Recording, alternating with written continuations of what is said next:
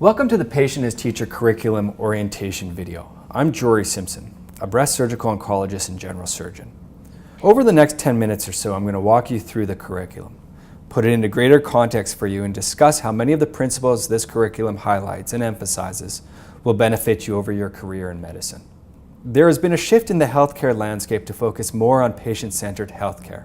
And medical education must evolve to better prepare future physicians for partnering effectively with patients and their families. There is so much to learn from our patients and their lived experiences, as well as their interactions with the healthcare system. This can't be learned from textbooks or online. Rather, only through listening to their personal stories and lived experiences can we begin to appreciate the true impact of illness in the context of their life.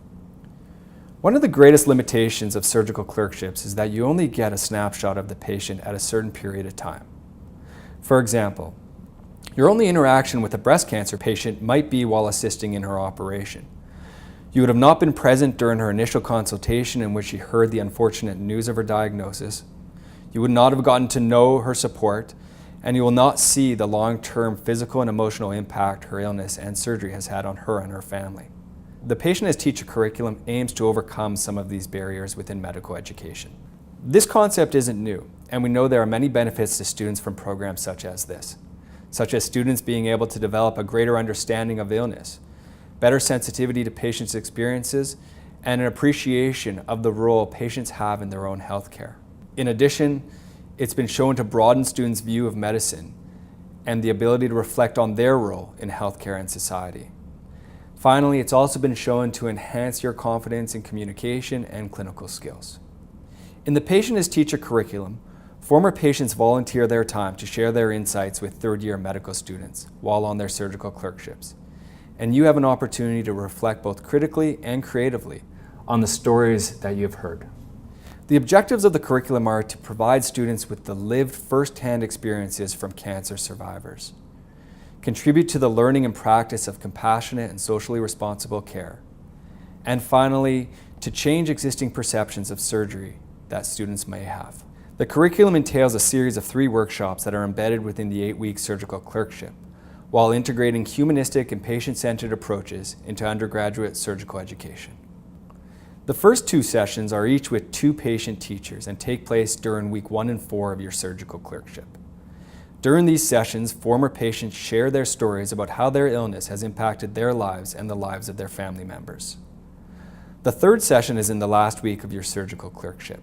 It's with a surgical faculty, and this session provides you with an opportunity to reflect on what you have learned through sessions 1 and 2 and overall in your surgical clerkship. It's during this session that you'll present your creative reflection piece, which often acts as a launching pad to powerful discussions. It can seem quite daunting to be asked to produce something creative from scratch and then present it to your peers. Artistic reflection can have many benefits to the study and practice of surgery and medicine and can be personally rewarding. Arts-based approaches to medical education challenge you to think in a way you might not be familiar with, and has been found to increase students' ability to empathize and ability to understand someone else's perspectives. As you can see, this can be delivered in many different ways. For more information and valuable resources, please feel free to visit the curriculum website at patientasteacher.com. In conclusion, I hope this is a meaningful experience for you, and I would invite you to watch a brief video clip highlighting the program from when it was featured on the CBC National in 2018. Thank you. Jennifer Schultz is a pinball junkie, especially on Sundays. That's when she hauls her sidekick, 12-year-old daughter Jameson, Nice. to this West End Toronto pub. There in the back stands the adversary, a vintage pinball machine called Whirlwind. The irony isn't lost on Schultz. 3 years ago, the 45-year-old was caught up in her own whirlwind when she was diagnosed with stage 3 breast cancer. I had no idea. It never had crossed my mind, breast cancer. What followed was 8 rounds of chemotherapy, 25 cycles of radiation, and surgery. Her right breast, with an 8-centimeter long tumor, was removed. I'll be blue. Can I be blue? It's an experience that Schultz shares with thousands of other women, including 48-year-old Demetra Turnbull. In 2015, she learned she had breast cancer. I knew there was something significantly wrong.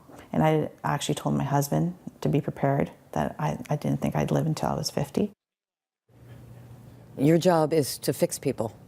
It's the kinds of stories both women are willing to share with these medical undergrads currently on a surgical rotation at St. Michael's Hospital in Toronto. And you're going to be telling them you're going to cut them open, you're going to cut something out, you're going to fix something in them, you might remove something. And that's a scary, scary thing for a patient to hear.